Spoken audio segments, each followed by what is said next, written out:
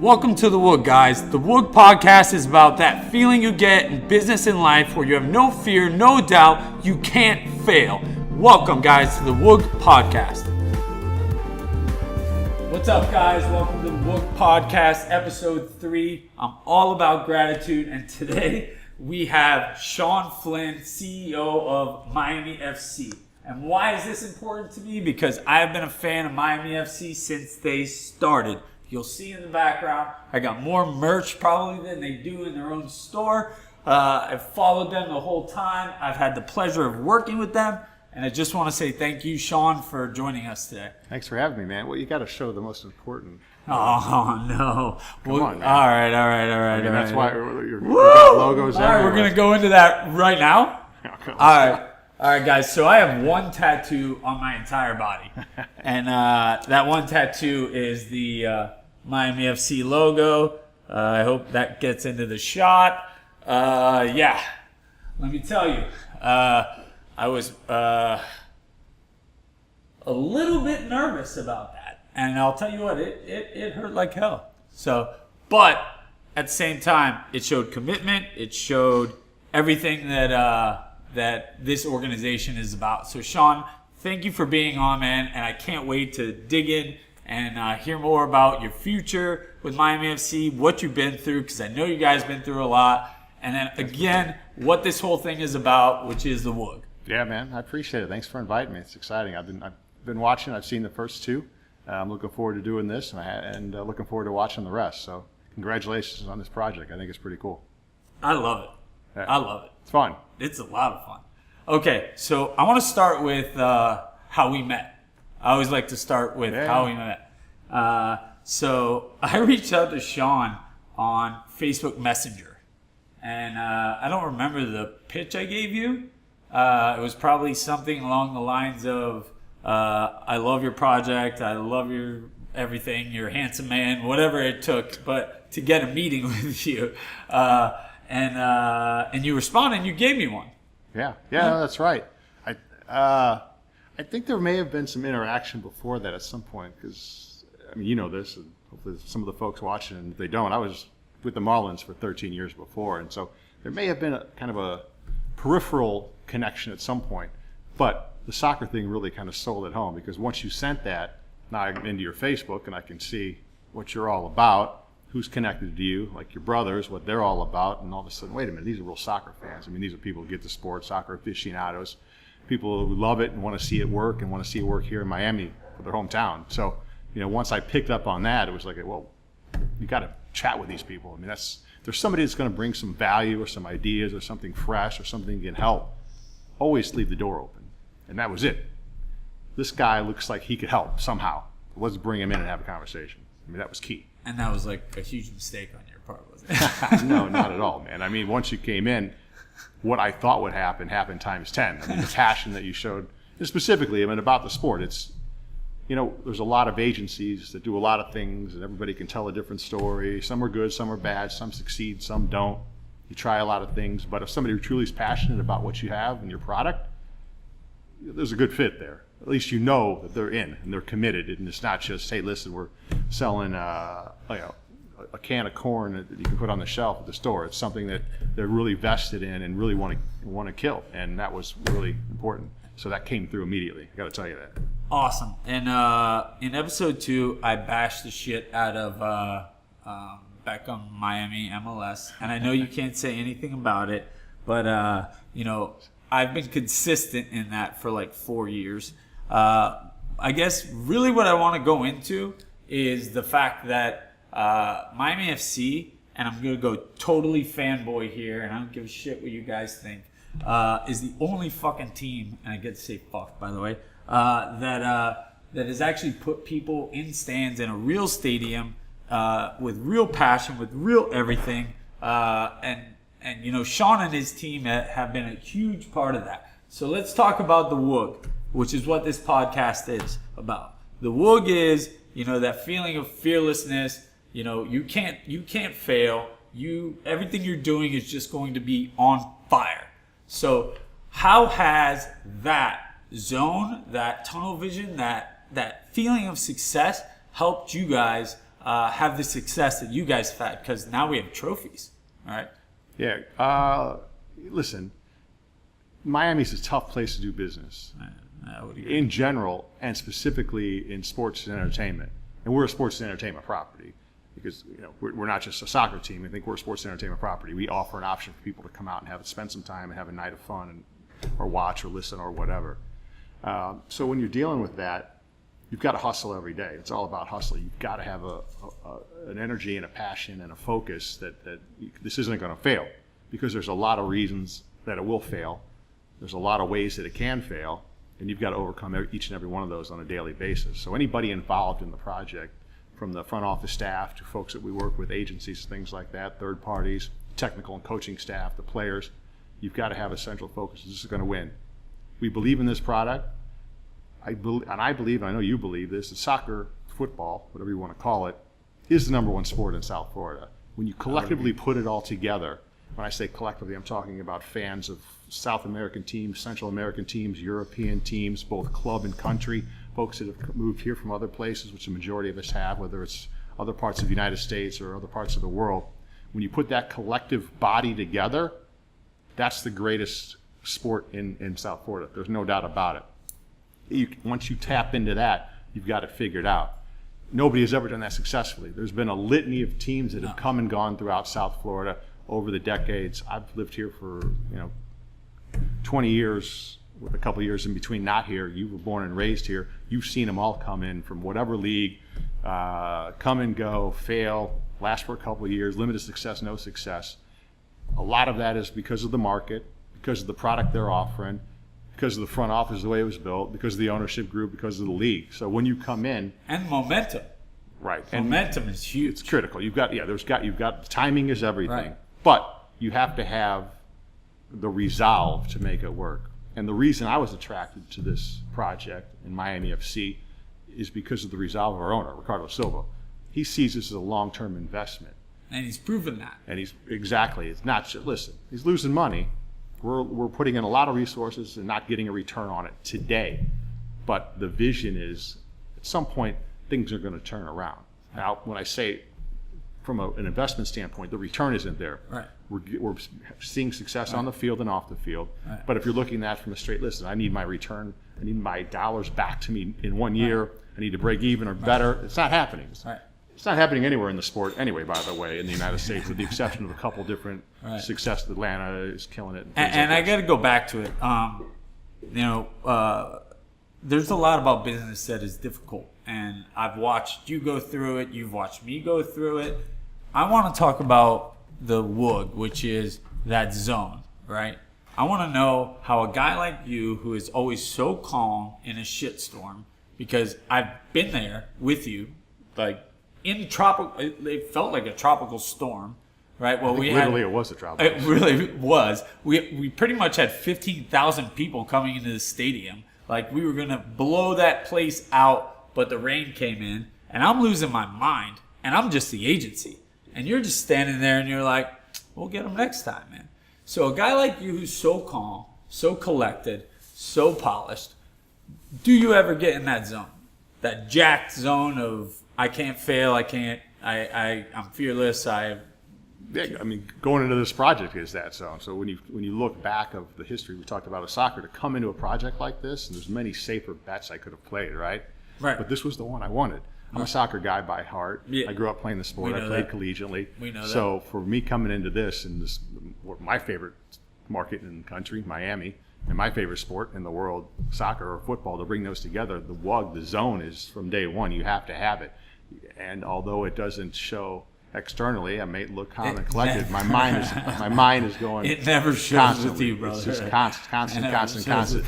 Playing all the angles, playing the pros and cons, playing what's the best move here, thinking it through, and working as a team. I mean, it's critical to have team. You know this. You built agencies and you built companies. It's critical to have people on your team, partners, people that work for you, people that work above you, wherever it is, to be on the same page.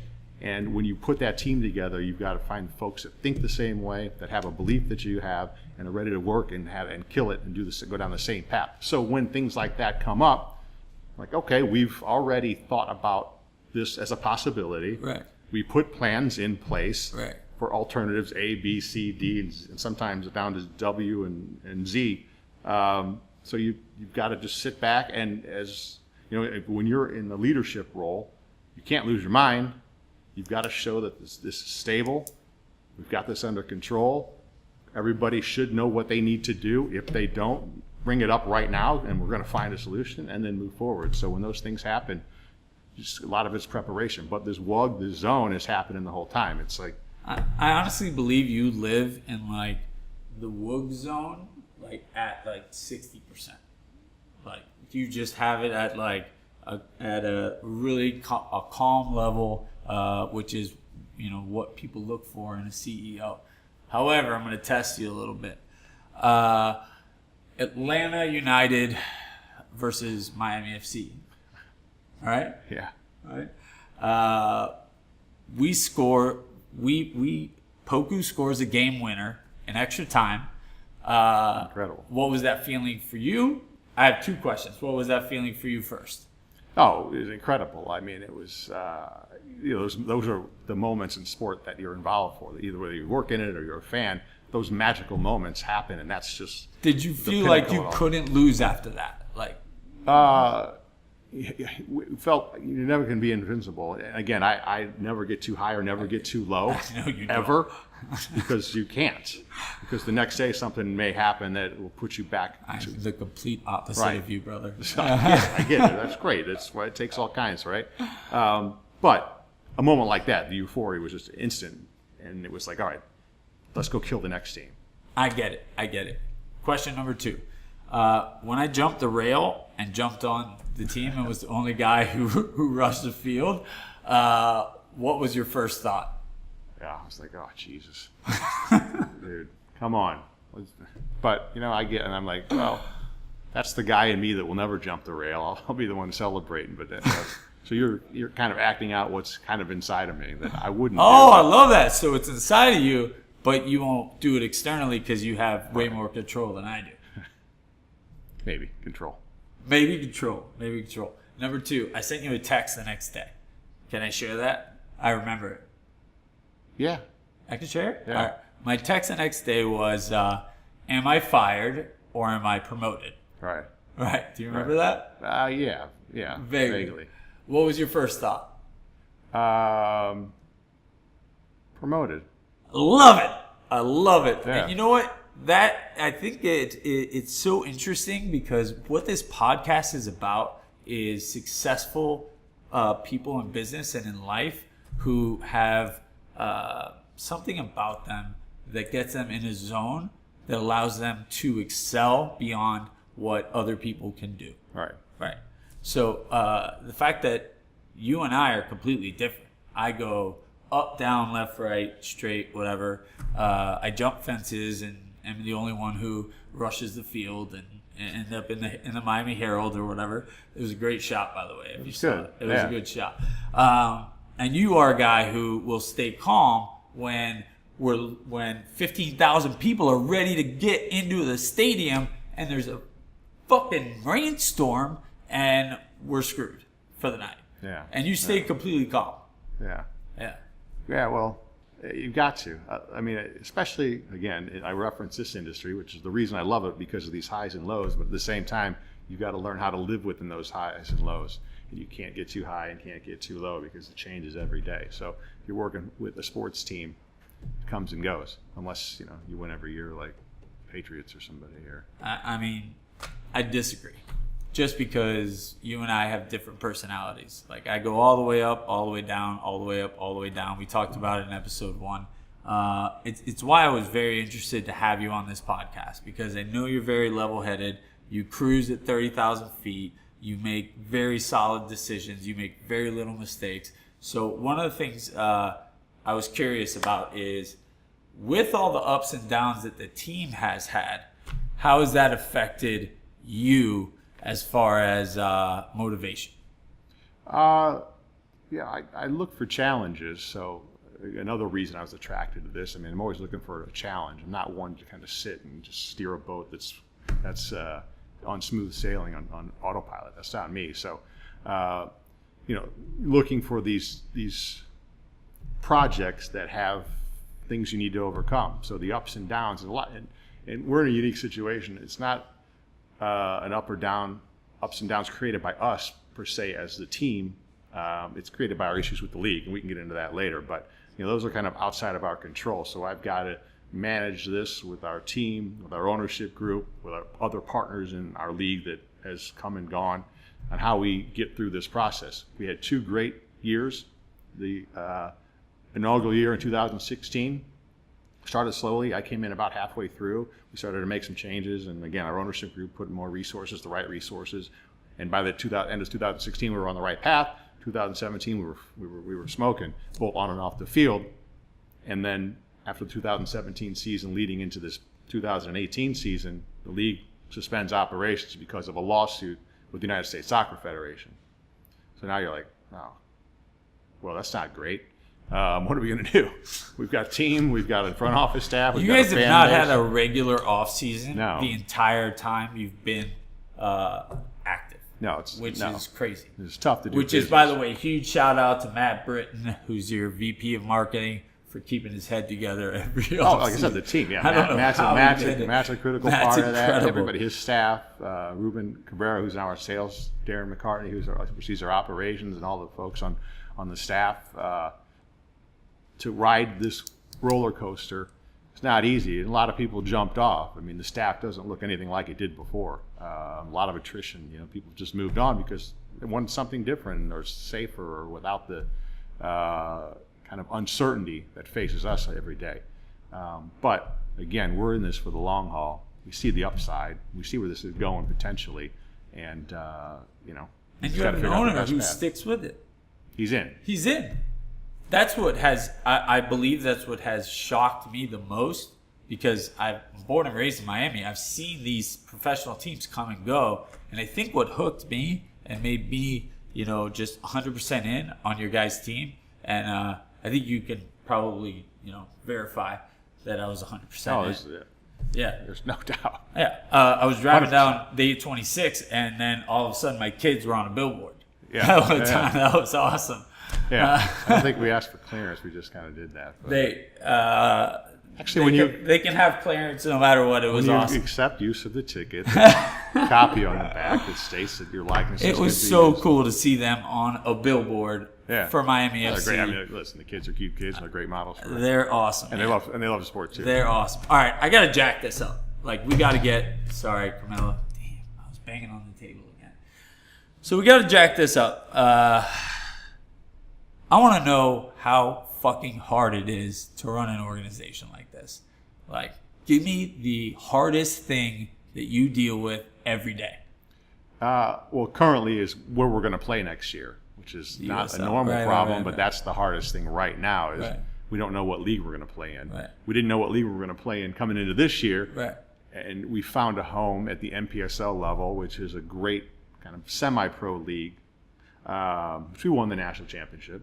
But it's not where we wanted to be. And that playing 6 months of the year, 15, 16 home matches at Ricardo Silva Stadium at FIU, professional level. It's not where we were the first 2 years. And that's not where we want to be, not where we were going to go above and beyond that. So, it's like uncertainty. The uncertainty, number one, is every day my focus and priority is to work with the folks that are working with us on a potential path, whatever that is. And there's a couple options out there now that we're exploring.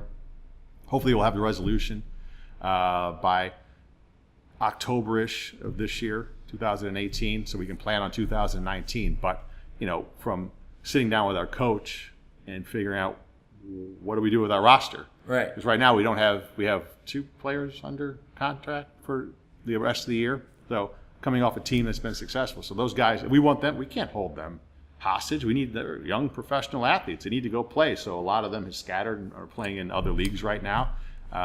Once it's time to come back, hopefully we can get a lot of them back. And then the front office, sitting down with the sales and marketing team.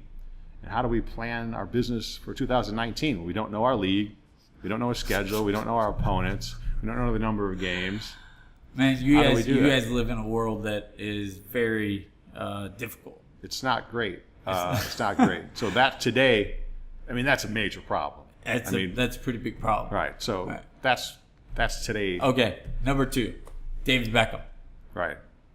Give me, in a very short sentence, your opinion on Miami MLS. You know my opinion. I've been very vocal about it for years. But in one sentence, David Beckham, that project, Jorge Mas, Marcelo Claret, what do you think about it? This is much longer than one sentence, so bear with me. The group they put together is impressive. I mean, you've got local ownership that's embedded in the community, and second generation of Cuban Americans, and they're they strong businessmen. You've got an international icon. It's got money, Well, and that's key. Yeah. Obviously, we've seen what happened here in this market before, so the group looks good, and we know them. I know Jose. I've met with Jose, and our owners met with Jose and Claret and David. And we've all met. We've all talked. They have a big obstacle to overcome to get the stadium done. Yeah. We know that's not going to be easy. We know what stadiums are. Right. Whatever you want to call it, publicly funded, 100% privately funded, whatever, sitting on public land. When you get to a referendum, all bets are off. You never know how that's going to go. Right. So that's the first obstacle. So I don't know what happens with that. Okay, ready for this? Miami FC completely jacked in the USL. Like, all the players back. Like, if you guys wanted Poku back, you got him back. Everybody back. Miami FC full strength. David Beckham, Magic City, Freedom, whatever bullshit. Their first year team. Who wins? Oh, well, Miami FC. Fucking right. But we would. So here's the vision, right? Should they come? Yeah, I come to Miami.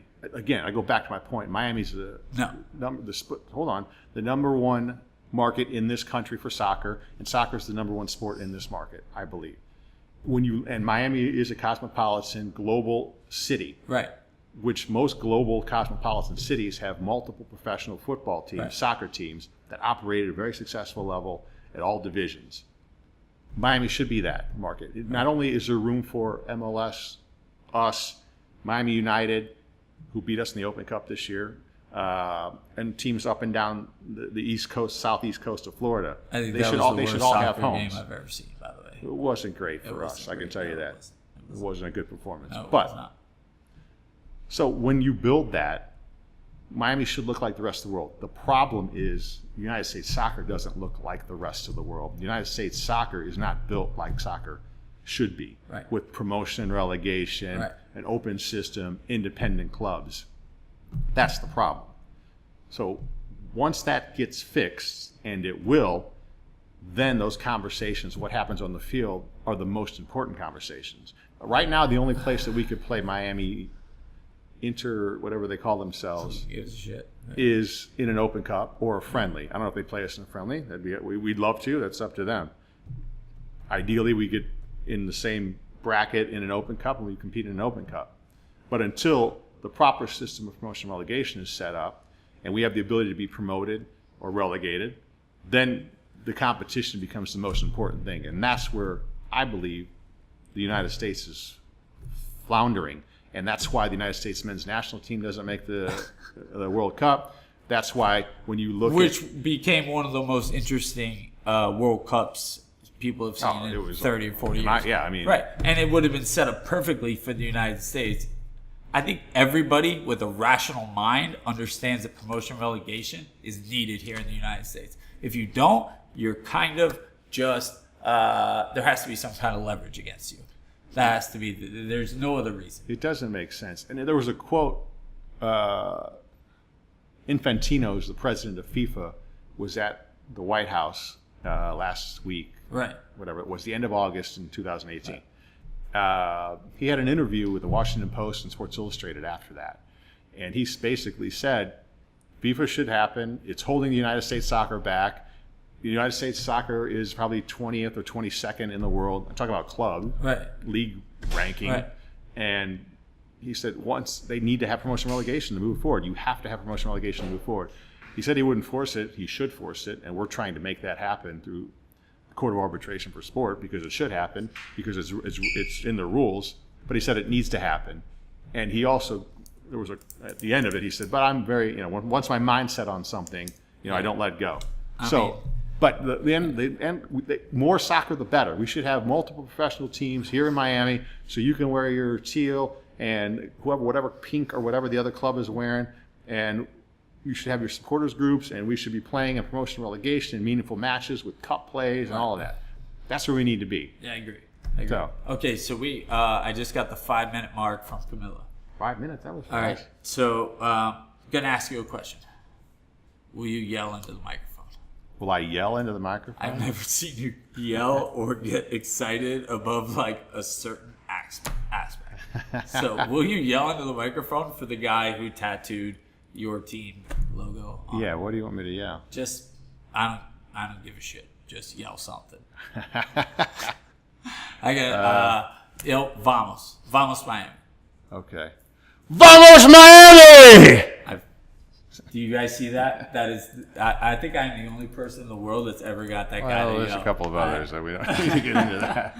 No, we don't need to get into that. So we got a few minutes left. I'd love for you to have a minute or two to tell everybody what's going on with Miami FC. I obviously know. I'll be there. My kids will be there. My family will be there.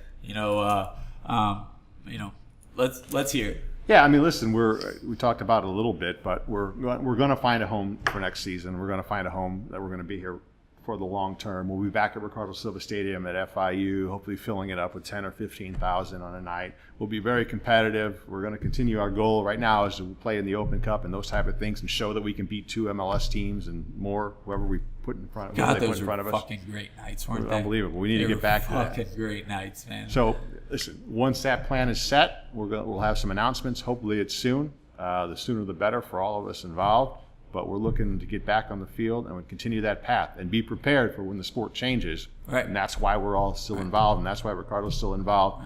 Because when that flip switch happens and promotion relegation is here, we're going to be poised to jump on it and take control. And that's when the sport really becomes interesting. I completely agree. That's when the U.S. catches up to the rest of the world. I completely agree. That's when the first division, I don't care if it's the MLS or whatever, the first division in the U.S. will be as good as the rest, not better then, but as good as the other first divisions in the world. The men's team will be as good as the other men's teams in the world. That's why the U.S. Open Cup is the best tournament every year, is because you see lower division teams beating other teams. And they Camilla's looking at me weird. How much time we have? 2. Okay. I also want to plug the Dade Brigade, because the Dade Brigade has been some of the most loyal guys I've ever met. They've been there from the beginning. Even when I don't make it to matches, they're always there. They're awesome guys. They are loyal to the death, and I love it. No, it's unbelievable. I mean, these guys and girls are the most passionate group of people you can ever imagine, and are always there, on the road, at home. Have been there. They're riding this roller coaster. But they didn't rush the field after Poku scored at Atlanta. Well, they had a little more. They weren't you had a better position to. They didn't rush. They may have broken their ankle jumping down from. They didn't rush the field. That's all I'm saying. Well, we don't need any challenges here. You guys are awesome. I love it. We're gonna close this podcast with me just thanking Sean Flynn for coming to my house. Thank you so much, and thank you for screaming. I've never seen that before. So that was really cool. And thank you guys so much for watching the WUG Podcast and episode 4 coming up with Matt Caldwell, CEO of the Florida Panthers. So we'll see you guys next week. Thank you. Thanks.